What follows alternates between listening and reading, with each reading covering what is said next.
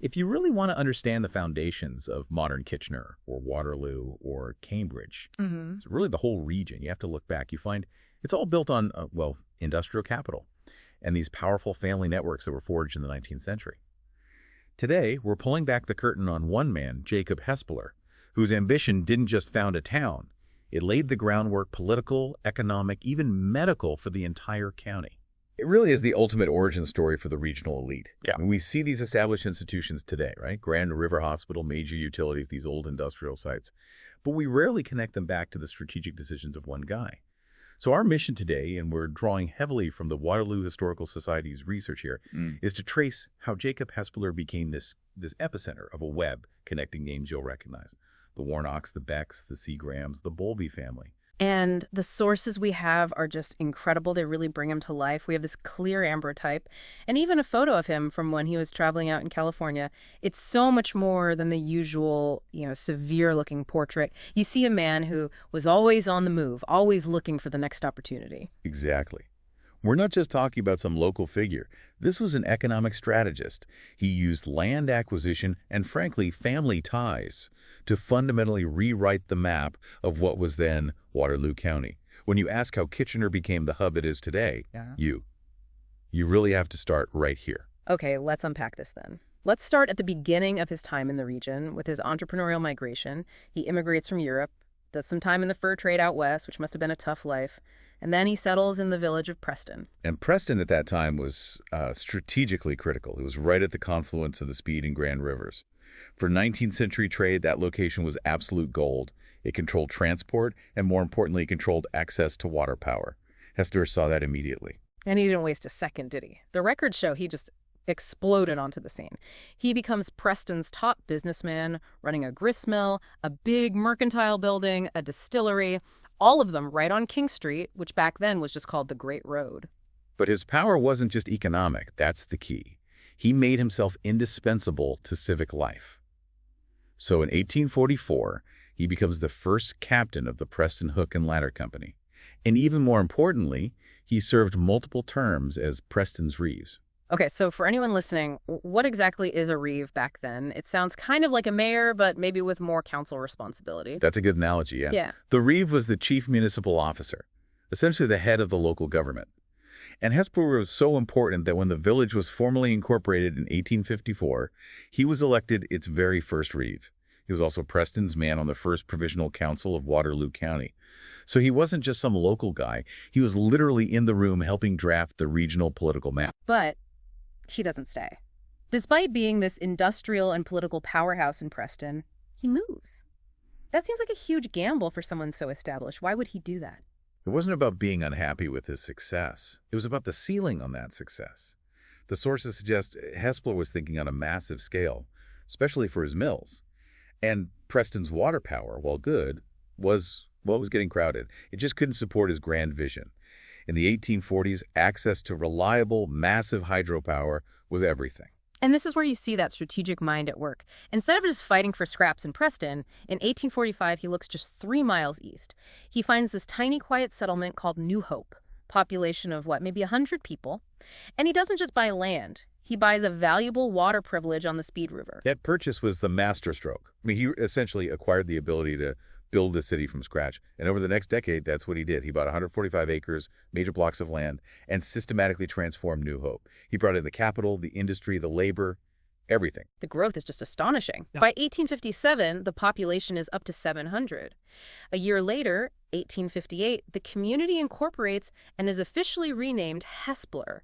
He literally rebuilt and rebranded a town purely on the back of his own economic ambition. It just shows you the immense personal capital, and I mean both money and influence, that he had. He didn't just invest in a town. He built the entire framework for a modern industrial community. Yeah. And the physical legacy of that is something you can still see today. Let's get into that then. The industrial architect of Hespeler. It all started with the water power he bought, right? The dam at Jacob's Landing, harnessing the Speed River. Yes, and he built things to last. He used stone, massive stone structures. You think about the old cotton mill site, or even more, the Dominion Woolens and Worsted site. Yeah. The sources are clear on this. It was renowned. It was said to be the largest integrated woolen mill in the entire British Empire. The largest in the British Empire. Yeah. That's a huge claim. What does a title like that really tell us about the economic power he was bringing to Waterloo County? It means they weren't just spinning wool. They controlled the entire process, from the raw material clean through to the finished product, and on a scale nobody else could match. This kind of operation draws international trade, it requires a huge, skilled labor force, and it injects an enormous amount of wealth into the area. He wasn't just employing a few locals, he was creating an industrial complex. And his own life really reflected that status. His grandstone home, Coombe, was huge. It even had a formal ballroom in the middle section. But what's maybe more telling about his vision was how he handled his workforce. The residential blocks, yes. He built these impressive stone buildings just to lodge and feed 60 of his unmarried workmen. It was called Riverside Terrace. And that was purely strategic. If you offer centralized housing, you can manage a massive labor force. You make sure they're fed, housed, and ready to keep those giant mills running around the clock. And beyond the buildings, there's the infrastructure, the railway. We know he played a key part in getting the Great Western Branch to come through New Hope. He did more than just lobby for it. He was appointed by the railway directors themselves to go out and purchase the land for the route. This was classic 19th century influence peddling, really. He managed the route to make sure the station was located centrally, right on his own land, of course. Which obviously benefited him personally. He got $1,000 for the station land, which was a lot of money then, and it cemented the value of all his other holdings. But how important was that railway for the town's actual survival? Oh, it was life or death. The sources stated very clearly. Without that direct railway link, the village of Hespeler would have withered and died. You just couldn't ship that volume of wool and finished goods by horse and cart. The railway was the circulatory system for his industrial heart. But then Hespeler's story takes a bit of a personal turn. There's a fire in 1869, a bad one. It destroys his mill, and after that, he sells the Coombe property to his daughter Lissy for just $1 and heads west to California. It really speaks to how volatile industry was back then. One fire could wipe out everything. But he did eventually return. He came back to the town that had his name on it and died there in 1881. But, and this is the key to our deep dive today, his legacy didn't die with him. It exploded outwards, and it directly impacted the foundations of Berlin, which we now know as Kitchener. Right, let's make that transition. The family web.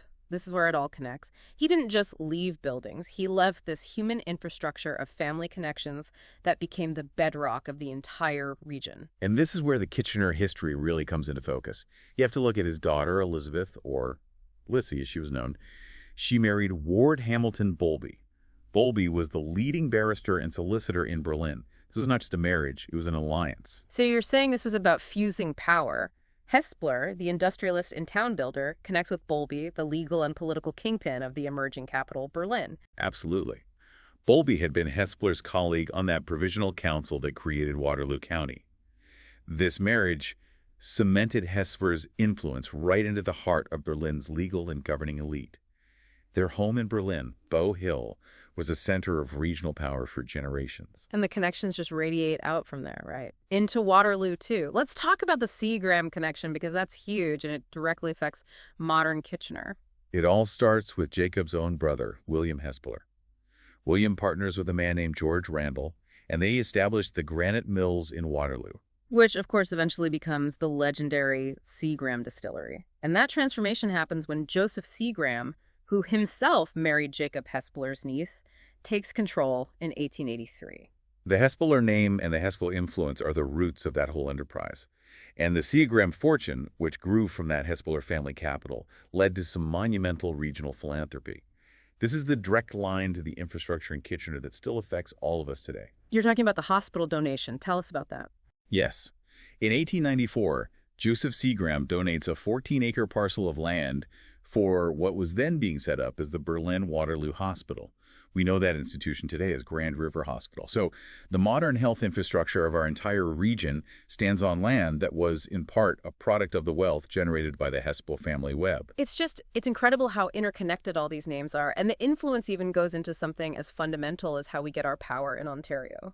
You cannot overlook the Beck connection now. Yeah. Jacob Hespeler's sister, Charlotte, married a man named Jacob Beck. Their son was Sir Adam Beck, the absolute driving force behind the creation of Ontario Hydro. That is a staggering lineage. A man who defined provincial utility policy, and his roots go back to Jacob Hespeler, the industrialist who was obsessed with hydropower back in the 1840s. It's almost like Adam Beck was fulfilling his uncle's original vision, but just on a massive provincial scale. That is the perfect way to frame it. That desire to capture and use massive amounts of water power for industry and public good, that was a Hespeler trait, and it was inherited and magnified. I mean, this family was involved in everything: politics, industry, banking. Jacob Hespeler II opened the first Molson's Bank in Waterloo in 1881, and they set the legal foundation through alliances like the Bowlby marriage in Berlin. So to wrap this up, Jacob Hespeler wasn't just a name on a map. He was an economic architect. He laid the physical infrastructure, the dams, the mills, the railways, and then, through these strategic family alliances, he ensured his legacy would control the emerging power structures of Berlin and Waterloo. And if you connect that to the bigger picture, you see the foundations of the modern region. You see the hospital. You see the political structures that came from the Bowlby connection in Kitchener, and of course the famous distilling legacy. It all ties back to a few decades of intense strategic planning and investment by one family network. They didn't just settle here. They built the framework for industrial and civic life that we still live in today. Which leaves us with a final provocative thought for you to consider. Jacob's brother, William Hespeler, the one who was so pivotal in founding what became Seagram's, he eventually left Waterloo County. He went on to organize the first major migration of Mennonite settlers to Manitoba and became the Speaker of the Legislative Assembly there. So given the immense power the family held here even after he left, what might the history of Kitchener and Waterloo look like if William had stayed, if he'd focused all that energy right here alongside Jacob? Imagine that concentrated capital and ambition. That's a deep dive for another day.